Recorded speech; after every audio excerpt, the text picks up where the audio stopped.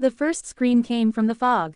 Ethan Cole heard it before he saw anything, before the rusted bow of the ship sliced through the mist like a blade through flesh. It was not loud, not dramatic. It was thin, trembling, and unfinished, as if whoever made the sound had been dragged underwater before they could finish begging for help. Ethan froze on the deck of the North Star, his cargo vessel drifting miles off the Atlantic shipping lanes. The sea around him was unnaturally still, a dark mirror stretching endlessly under a moonless sky. The radar had gone silent 10 minutes ago. The radio followed soon after, hissing once like a dying breath before cutting out completely. And then the fog rolled in. "Crew check," Ethan said into the dead radio, though he already knew no one would answer. He was alone. He had insisted on making this final delivery solo, a decision driven by money, guilt, and the need to escape people for a while. Solitude felt safer than conversations these days.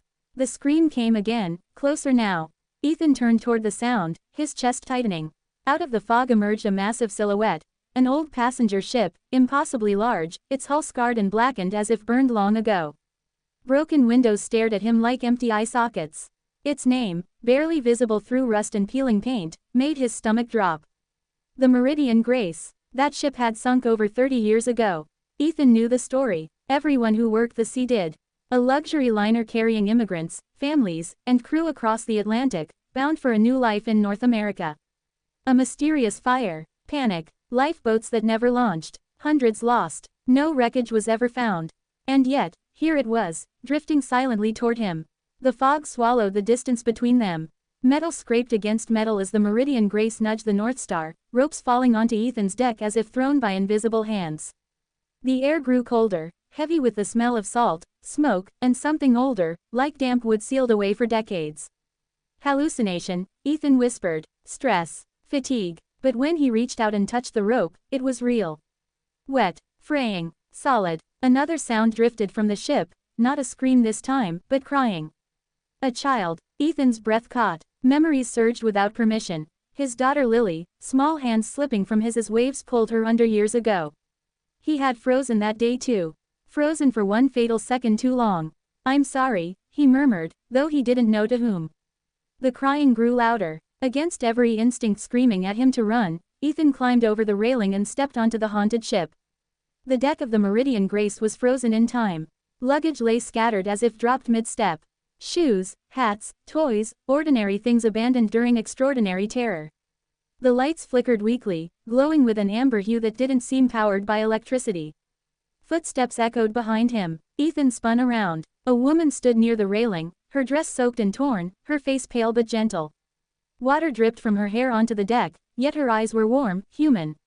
"You came," she said softly. "I heard, a child," Ethan replied, his voice unsteady. She nodded. "They're trapped, just like we were." Before he could ask more, she faded into mist, leaving behind only wet footprints leading toward the lower decks. Ethan followed. As he descended the grand staircase, the ship came alive around him. Doors slammed, distant flames crackled, shadows ran along the walls, replaying moments of panic and desperation. He saw families huddled together, crew members trying to guide people, hands reaching out for help that never came. The horror wasn't in ghosts leaping from the dark, it was in how real the fear felt. In the ballroom, he found them. Dozens of figures sat silently on the floor, soaked and shivering, eyes fixed on nothing. Among them was a little boy clutching a wooden ship toy, tears streaking down his face. Ethan knelt in front of him. "Hey," he said gently. "What's your name?" "Thomas," the boy whispered. "They said we were going somewhere better." Ethan swallowed hard. I think you already did." The boy looked up. "Then why are we still here?" Ethan had no answer. A voice thundered through the room, cold and commanding. "They remain because no one stayed." From the shadows emerged a tall figure in a captain's uniform, his face scorched, eyes burning like dying embers. When the fire spread, the captain said, fear took over. Promises were broken, lifeboats left half empty, crew saved themselves. No one came back for the rest. Ethan felt the weight of those words sink into him. He knew that kind of guilt. The kind that chained you to the past. "What do you want from me?" Ethan asked. The captain stepped aside, revealing a massive door sealed with chains and glowing symbols. From behind it came muffled cries, hands pounding desperately. "An act of kindness," the captain said. "One that was denied." The chains burned with icy fire as Ethan reached for them. Pain shot through his arms, but he didn't pull back. He wrapped the chains around his hands and pulled, screaming as memories flooded him. Lily's laughter, the day he chose work over family, the night he woke to the sound of waves instead of her breathing. The chains snapped. The door burst open, releasing a rush of cold air and light. The trapped spirits surged forward, faces softening, fear melting into relief. The child's spirits clung to Ethan, their touch no longer cold but warm, grateful.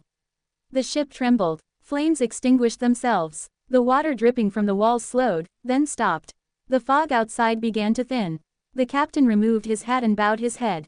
Thank you. Ethan felt himself growing lighter, as if the sea itself was lifting him. What happens now? He asked. The woman from the deck appeared again, smiling through tears. We go on. The spirits began to fade, one by one, their forms dissolving into gentle light that drifted upward through the ceiling, through the sky, toward something brighter. The boy, Thomas, tugged Ethan's sleeve. You stayed, he said. Ethan nodded, unable to speak. The Meridian Grace groaned as its form began to collapse, rust turning to dust, decks dissolving into mist. Ethan ran, barely making it back onto the North Star as the haunted ship sank, not violently, but peacefully, into the sea. Silence returned. The fog lifted completely, revealing a sky filled with stars. Ethan stood alone on his deck, shaking, tears streaming down his face. The radio crackled back to life. The radar hummed. The world resumed as if nothing had happened. But Ethan knew better. As dawn broke over the Atlantic, he felt something he hadn't felt in years, not relief, not victory, but connection. A quiet sense that staying, even when it hurts, can change everything.